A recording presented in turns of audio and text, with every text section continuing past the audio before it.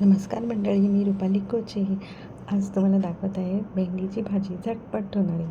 चला तर मग बघूया. प्रथम एक कढई घेतली आहे, त्यात तेल टाकलं आहे आणि मस्त 2 कांदे घेतले आहेत मी चिरून आणि त्याला आता आपण तेलात परतूया.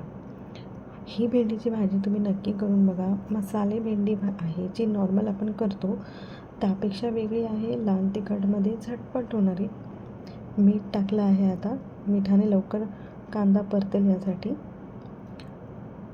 कसं आहे की नेहमीसारखी चव खाऊन खाऊन कंटाळा येतो, म्हणून थोडंसं वेगळ्या पद्धतीने पण एकदम पटकन होणारी, अजिबात वेळ लागत नाही जास्त, पण चवही सुंदर येते. असं नाही की चव छान नाही लागत.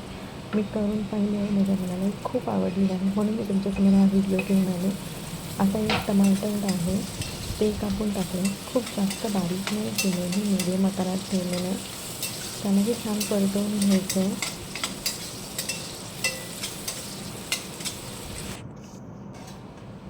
ते कांदा टमाटर दोन्हीही चांगलं परतल्यानंतरच आपल्याला मसाले टाकायचे आहेत. तुम्ही ही भेंडीची भाजी नक्की करून पहा आणि तुम्हाला आवडल्यास मला लाईक आणि कमेंट नक्की करा. आणि हो, आता आपण टाकत आहोत लाल तिखट, गरम मसाला, हळद,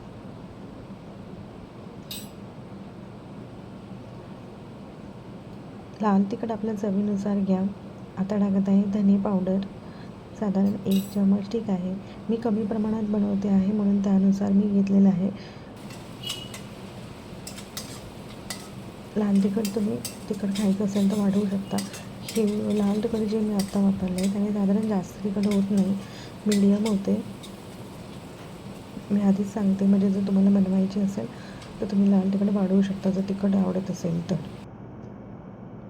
आलं लसूण पेस्ट आहे, साधारण 1 चम्मच टाकले मी. त्यालाही आता चांगलं परतवून घेऊया. चांगलं तेल सुटेपर्यंत मसाला परतून घ्यायचा आहे, तरच भाजीला चव लागते छान. आणि सगळ्यात विशेष म्हणजे की भेंडीची भाजी आता बघा मी टाकून तिला चांगली शिजवून घेतली आहे. तर तुम्ही बघू शकता बघा, अजिबात कुठेही तिला तारा तुटत नाही आहे, चिकटपणा आलेला नाही आहे, एकदम मस्त सुळसुळीत झालेली आहे.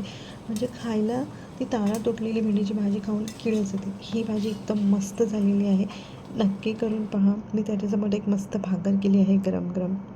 भेंडीची भाजी नक्की करून पहा आणि मला लाईक जरूर करा. Bye bye.